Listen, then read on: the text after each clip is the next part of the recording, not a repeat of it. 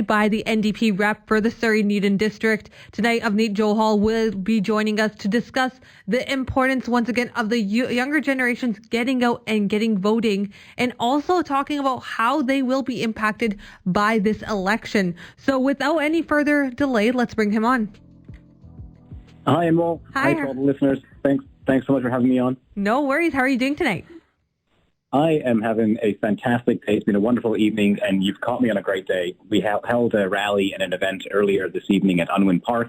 Had a great turnout. If anyone didn't get a chance to see it, it is on our Instagram channel. It's on IGTV at Avneet Johal NDP, and we had a great hour-long conversation, a lot of back-and-forth questions from a lot of young folks, as young as about 7 or 8 years old, asking us questions about the future of their community. So it's been a great day and another fun day on the campaign trail. There we go. That's good to hear. Now, it's great to hear that you're having, a bit more of the younger demographic taking part in these debates and taking a part in these conversations.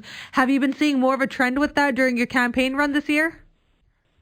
We have been seeing a big trend, but I think a lot of that has been because of our approach with the election. Mm-hmm. We've been actively seeking out and engaging with younger people, and that's something that's really important to me, and one of the main reasons that I put myself forward in this election. Mm-hmm. We've been door knocking, we've been out connecting with families, and some of the conversations I've enjoyed the most have been when we've had a couple of families together. Mm-hmm. We've got the parents, sometimes we've got the grandparents, and we've got the children. Mm-hmm. And I've shared this story a few times in the media. There were a few younger community members. Yeah. And they were probably about 7, 8, 10 years old. And it was so sweet because they were asking, how does this election work? What does it mean? Why are people doing these things? And it was a real joy for me to be able to explain the electoral process. And they got it right away. Mm-hmm. And I asked them, if you were to send somebody to Ottawa, what would you want them to say on your behalf? And it was so neat to see them engage in the process. Now, it was tough to hear their responses. Now, yeah. I remember the 10-year-old girl said to me, you know what, there's a lot of children who come to school and they don't have food to eat. Mm-hmm. There are a lot of people who are homeless. Yeah. And she said to me that she worries when she grows older, she's never going to have a place to live. Mm-hmm. Now, she was 10, and she had such a grasp on the challenges that we're facing, which I appreciated hearing. And it was also encouragement to keep going in this race, because those are the types of people that we're fighting for. We're fighting for our young people, fighting for our young families, and we're fighting for the next generation here. For sure. No, definitely. Now, you are seeing a great impact of kids coming out, of younger generations coming out. But, we do have that conversation where, it comes mainly from the younger generation of what's the point of voting? Like, what is going to happen? Like, is anything actually going to happen if I vote for Liberals, if I vote for NDP, or if I vote for Greens? What impact will my one vote make? What can you say to that fact? How can you show them that one ballot makes a big difference? Now, the first thing that I will share is that it is not politics that will solve all of our problems. Mm-hmm. However, it absolutely makes a difference who we cast our ballot for. It does not take that much time to look up the candidates, look at their profiles, look at their backgrounds, watch a few videos. Most people are active on social media, so it's even more accessible today to do that. Mm-hmm. You can go have a look at the party platforms, see what their major commitments are. And the most important thing is for younger voters to get out there, cast their ballot, make their voice heard, and make sure that their vote counts. For sure. It is incumbent upon us to share our expression. Mm-hmm. And whatever happens in this election, or in any election, somebody is going to speak for young people in Surrey-Needham. Yeah. Somebody is going to carry their voice. And I hope that young people take the time to have a say as to who that person is going to be, and vote for the person, and vote for the candidate, and vote for the party that they feel best aligns with their values and what they want to see for the future of Surrey-Needham and the future of Canada. It's absolutely essential that young people come out and vote. And what I will add when you say things like, well, how much is my vote going to make a difference? What I would say to that is, well, if we keep voting for the same parties, then things probably won't change. Mm-hmm. We've had successive conservative and liberal governments, and people can see all of the challenges that we're currently facing, whether it's affordability, whether it's with respect to the climate. And so if we want things to be better, we have to think carefully about who we're voting for, and our society will greatly benefit from sending more NDP members of Parliament out to Ottawa to fight for all of us. For sure. Now, one major thing that's been a huge talking point for a lot of people is their school loans. Now, we did hear multiple times from NDP leaders Jagmeet Singh that, if they are elected, school loans, basically loan debt for students will be erased. It's going to be gone. It's not going to be something they have a further headache about, especially because of the pandemic being enough of a stress. How can that be guaranteed? How is that something that, students can trust is actually something that can be promised? Because we've had a lot of people on the, opposing parties saying that is not possible to happen. It's not a action that is, able to go through without any backlash. I'm not surprised to hear the other parties say that better is not possible and that young Canadians don't deserve a bright future. It doesn't surprise me at all that the other parties would say that. We absolutely believe in our young people, and we are completely committed to them. I say personally, as somebody who has taken out student loans, I was very fortunate to receive some scholarships, but I also took out student loans. I've only recently paid off those student loans to go get my degree, my education. And those who need to take out a student loan, by the time they've completed their education, they have an extra debt burden because of the interest that our federal government takes from students. Yeah. It is absolutely wrong for the federal government to make money off of the backs of students when they are already working so hard to get through their education, and so many are also working at the same time. It is absolutely wrong. And so this Liberal government has continued to make money and use students as a vehicle for profit it is absolutely shameful and wrong. And so we must be committed to ending that. We have seen here in the province of British Columbia, an NDP government has removed interest from student loans. We would do the same at the federal level immediately. And for people who say, oh, it's not possible, we can't do these things because they cost too much, it is not a question of resources. It is not a question of funding. We are a very wealthy nation. It is a question of priorities. And to that I can say, under this government, we have $25 billion of taxes that we do not collect from mega corporations. And the Liberal government has taken money away from the Canada Revenue Agency, and we are not collecting, and their own reports say this, and they're not collecting the money from the mega corporations. We will collect that money. And there are many ways that we can fund programs that support people, support families, and support young people and support students. So it's not a question of resources, it's a question of priorities, and we are absolutely certain that we can do this. For sure. Now, if you talk to anyone who's in their early 20s, mid 20s, wherever they are at their life, and they're looking at finishing school, graduating, we know that the loan is something that's a headache for them. But moving forward with their life, they want to be able to start a family. They want to be able to buy their own house, start their own life. Now, talking to your parents, talking to your family about it, me, myself being at 24, that is some of a conversation that I do have time and time again. But the fear stands for a lot of my peers and a lot of people around my age group as well, and even older, that a couple of years from now, buying a house will be near impossible. It's not going to be something possible for us because of our income, because of the way the housing market is working. What will the NDP government do to help make it more affordable for the younger generations to get that fear out of their heads that's holding them back right now? It's sad for me to say that the fear is palpable and it is completely valid. I still consider myself, I'm in my mid-30s. I hope I can consider myself a young person. Yeah. And I am in a similar position myself. I rent. I mean, I don't own property. My family doesn't own a home here. And it's a real challenge. And affordability is a big issue, and it causes a lot of stress. For sure. When the landlord says, hey, we're thinking about maybe putting the house on the market, you have to start thinking, are we still going to live here? Are we going to go somewhere else? And it's a real challenge for a lot of folks. And it's really sad for me when young families have to move away or move out of their community because they can't afford to stay there. That negatively impacts the strength of our communities. And this has all sorts of knock-on effects. And so what we have to recognize and what we have to appreciate is that we are in this position because of conservative and liberal governments and their policies. How long have we been talking about the housing market, not just around Metro Vancouver, here in Surrey, across this country? We have been talking about it for a long time. These governments have chosen not to take the action that is required. Under this Liberal government, house prices across the country have gone up by over 50%.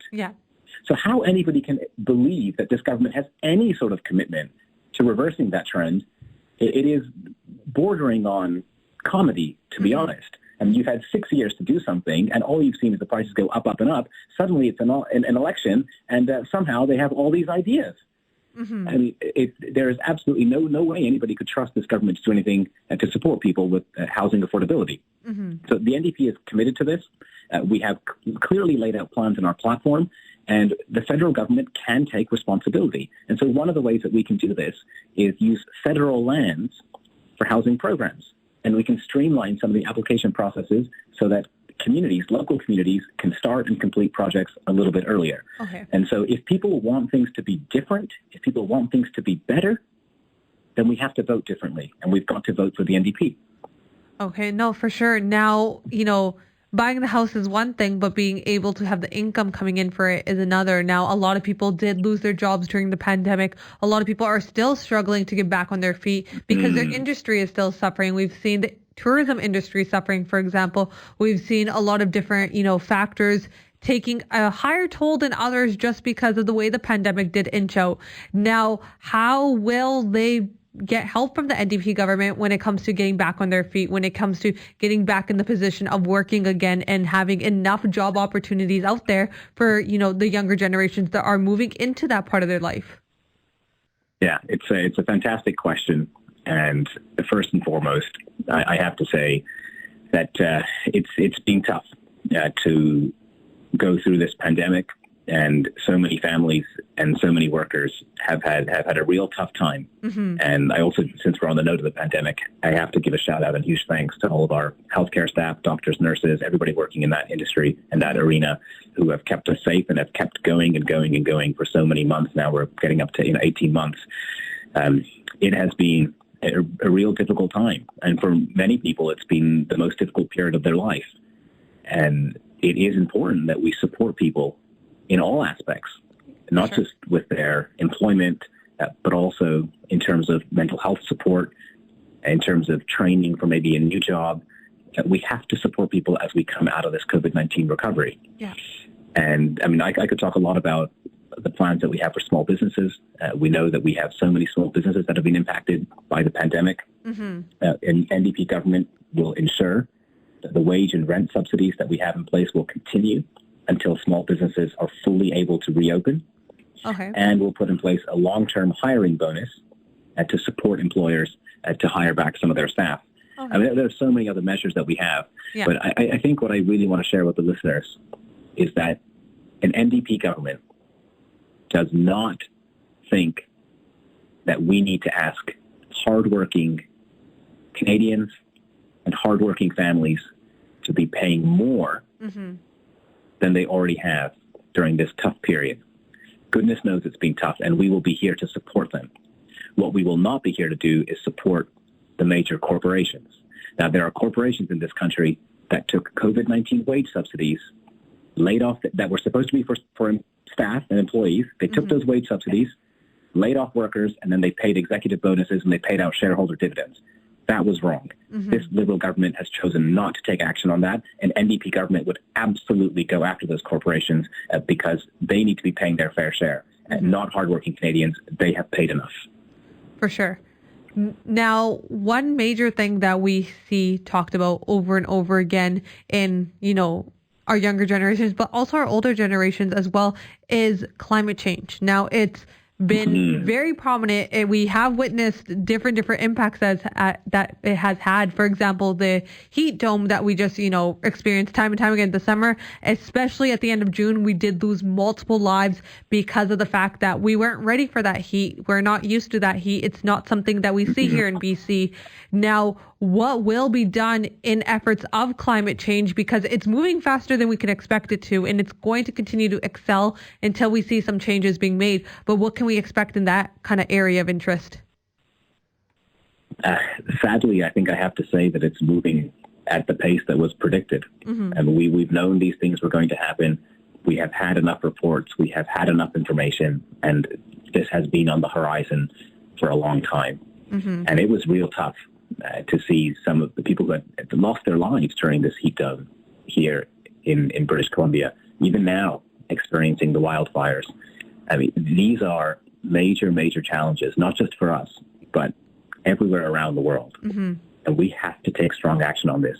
Now, from a personal perspective, I do not understand how anything could be more important than the land upon which we live, the food that we eat, the air that we breathe, and the water that we drink. I maybe it's a mistake on my part. I simply cannot see how something could be more important than these things. So we absolutely have to protect our environment, and we have to prioritize our climate. And it has to be something that is considered in every decision that we make. And I work with young students. I supervise undergraduate students, and I see it. I feel it and I hear it in our conversations. Yeah. I run local youth leadership camps here in Surrey, and young people are really worried, and they're right to be worried. And it's unfortunate that the people who should be responsible for their safety, the Canadian government and other governments around the world, have not taken action. This government, the Liberal government, has not met one of its climate targets. Yeah. Not one. We have the worst record when it comes to the climate of any G7 nation. Our position and our performance with respect to addressing climate change, it is absolutely shameful. And it's so disappointing that we are not fighting for our next generation, and that this generation and those in power today feel like it's appropriate for their legacy to be one of climate and environmental destruction. So we have to do things differently. And again, we are in this position because of successive Conservative and Liberal governments. They have shown no commitment to doing things when they are in government. So we have to vote differently. One example that I can give, a concrete example.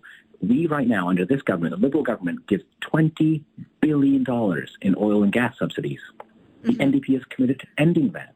I mean, what are we doing? Why are we subsidizing fossil fuel industries to the tune of $20 billion every year? It's ludicrous. And we also have to look at other parts of our overall economy. Here in Canada, let's take the banking industry. Our banks are federally regulated. Yeah. Since the 2015 Paris Agreement, the 5 largest banks in this country, RBC being the worst, have poured $700 billion into fossil fuel investments. And yet, individuals are being told to take individual actions.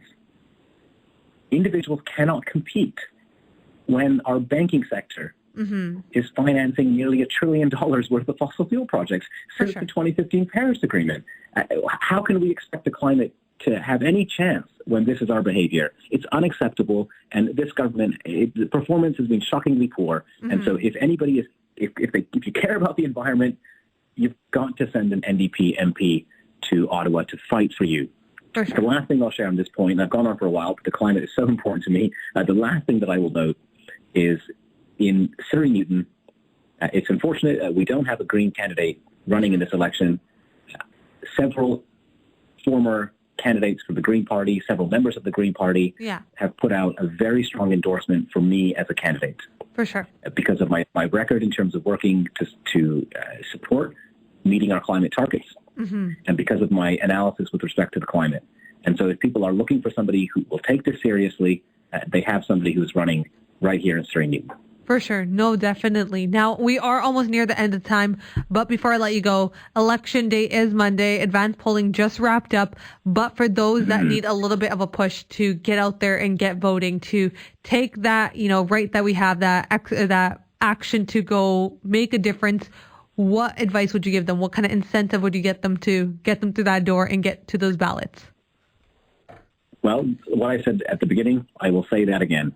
Whatever happens in this election, somebody is going to represent you, and somebody is going to represent your voice in Ottawa. For sure. There isn't going to be anybody sitting there around a table in Ottawa, and they're not going to be thinking to themselves, I wonder what young people in Surrey need today. And that's not what they're going to be thinking about. It is incumbent upon us. It is our duty, it is our obligation to elect a candidate that can fight for us, that can advocate for us, and that can go to Ottawa to bring back the resources and services and supports for young people that we need and deserve in this community.